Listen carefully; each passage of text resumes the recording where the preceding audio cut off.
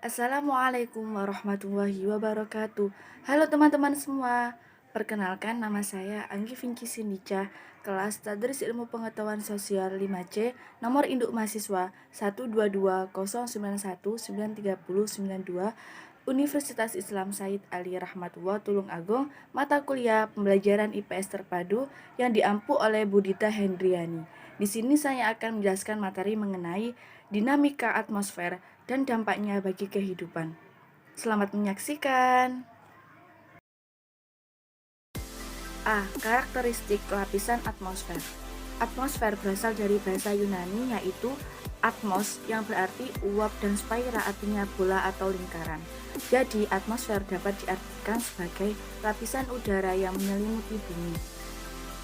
Atmosfer berfungsi sebagai melindungi bumi dari gangguan benda-benda angkasa dan radiasi sinar matahari.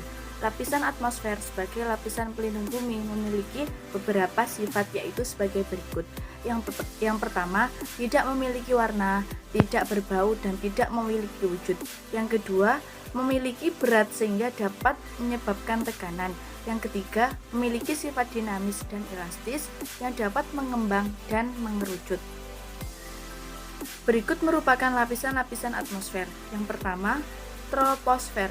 Troposfer merupakan lapisan terbawah dari atmosfer, yaitu pada ketinggian 0-12 km di atas permukaan bumi. Di daerah khatulistiwa dengan temperatur rata-rata 80 derajat Celcius dan di daerah sedang dengan temperatur 46 derajat Celcius. 2. Stratosfer. Lapisan ini berada di atas tropopause dan memiliki ketinggian 12-50 km di atas permukaan bumi. Pada lapisan ini terdapat lapisan ozon yang sangat penting untuk melindungi bumi dari radiasi matahari yang berbahaya, misalnya sinar ultraviolet. Yang kedua, mesosfer. Mesosfer memiliki ketinggian 50-80 km dari atas permukaan bumi. Lapisan mesosfer sering terjadi atau disebut juga dengan lapisan pemantul gelombang radio karena pada lapisan ini gelombang radio dirambatkan. Yang keempat, termosfer. Termosfer terletak pada ketinggian 82-800 km dari permukaan bumi. Lapisan termosfer disebut juga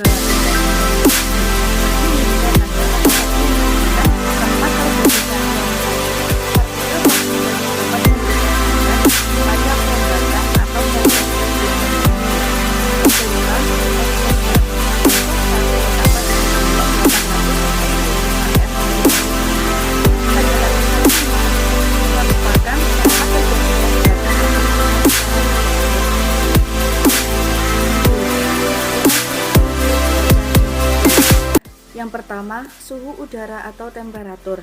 Temperatur udara mempunyai nama lain yaitu suhu udara. Suhu udara didefinisikan sebagai besaran yang menyatakan ukuran derajat panas atau dinginnya suatu benda. Pemanasan udara dapat terjadi melalui proses konveksi, adveksi, turbulensi, dan konduksi. Yang kedua, tekanan udara.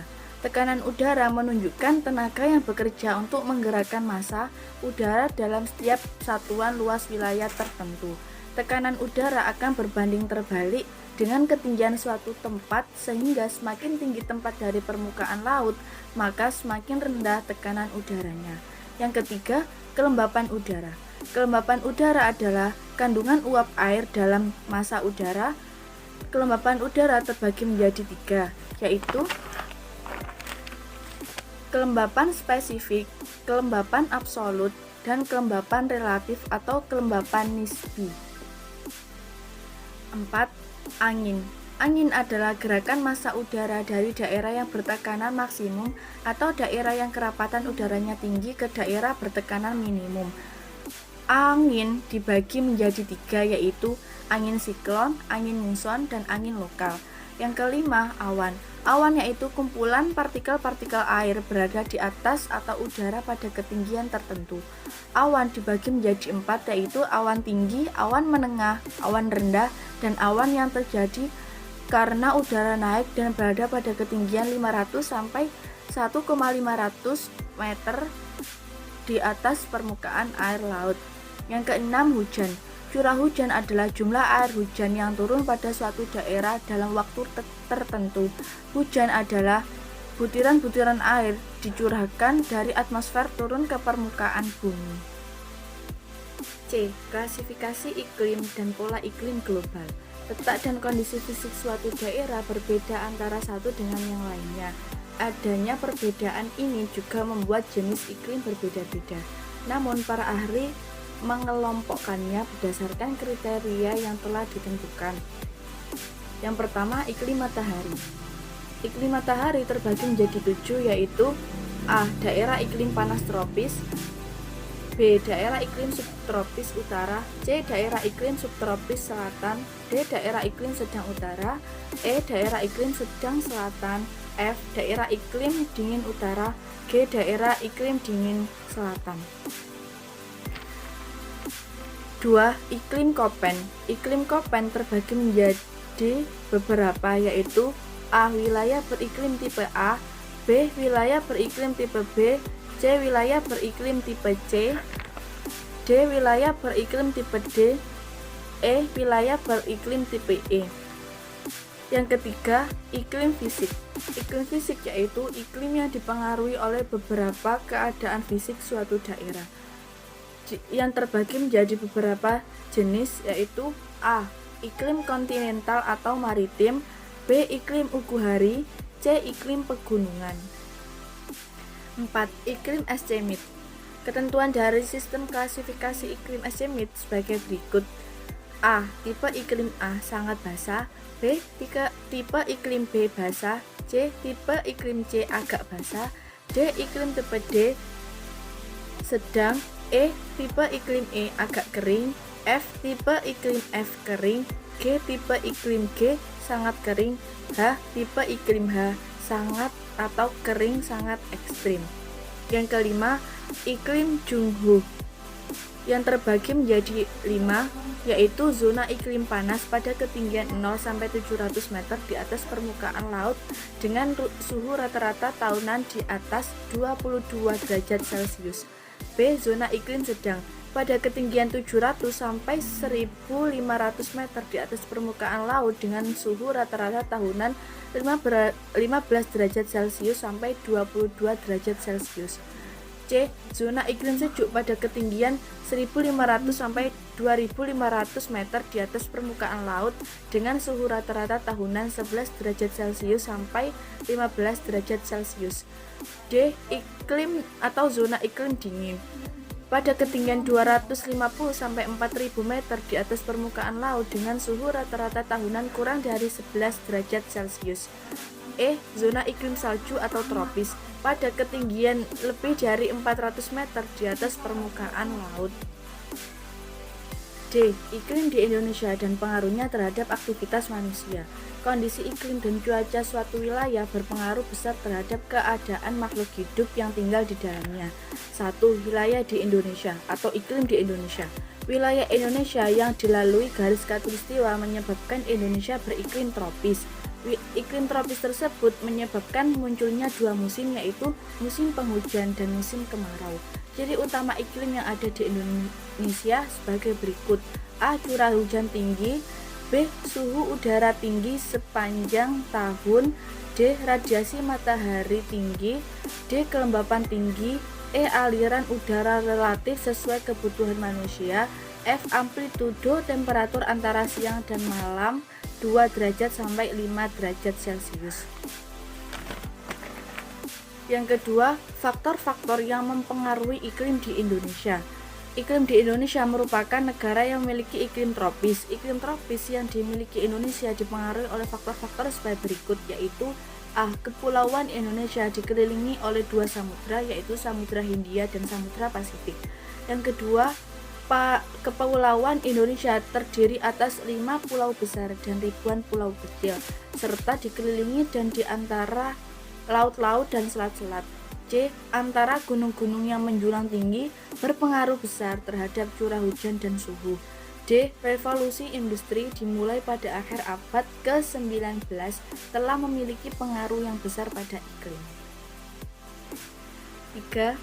Keuntungan dan kerugian iklim di Indonesia.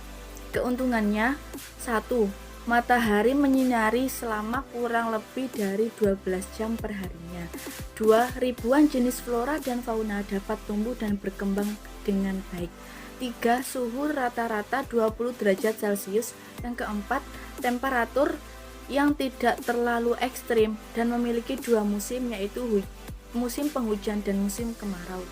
Dengan kerugiannya adalah terjadinya bencana yang sering terjadi di Indonesia akibat perubahan iklim seperti banjir, tanah longsor, dan lain sebagainya.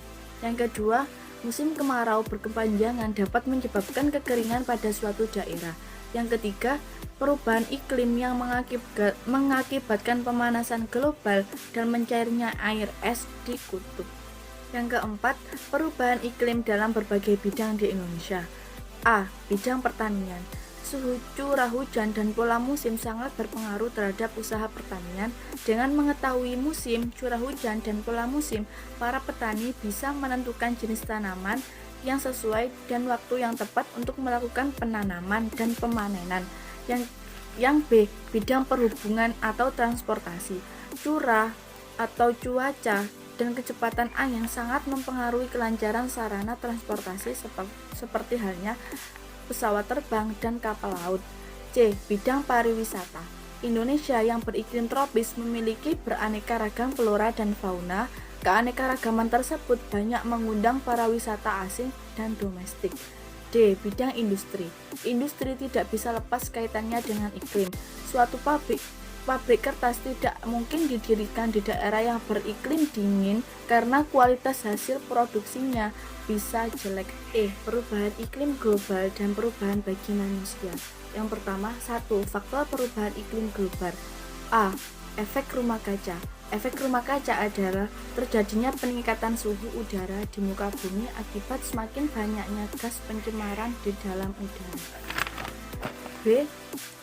El Nino dan La Nina. El Nino adalah terjadinya pemanasan temperatur air laut di pantai barat Peru Ekuador yang mengakibatkan gangguan iklim secara global.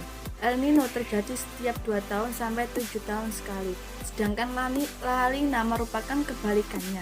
La Nina berasal dari melemahnya El Nino sehingga air laut yang panas di pantai Peru dan Ekuador bergerak ke arah barat dan suhu air laut di daerah itu berubah ke kondisi semula atau dingin. C. Penipisan lapisan ozon. Lapisan ozon merupakan suatu lapisan yang tipis banyak mengandung gas ozon. Akibat dari peningkatan aktivitas manusia tersebut di berbagai negara di dunia, keberadaan lapisan ozon semakin menipis. 2. Dampak perubahan iklim global. A. Dampak perubahan iklim terhadap pertanian. Terjadinya perubahan musim di mana musim kemarau menjadi lebih panjang sehingga menyebabkan gagal panen, krisis air bersih, dan kebakaran hutan. B. Dampak perubahan iklim terhadap kenaikan muka air laut. Kenaikan temperatur menyebabkan es dan glacier di kutub utara dan selatan mencair.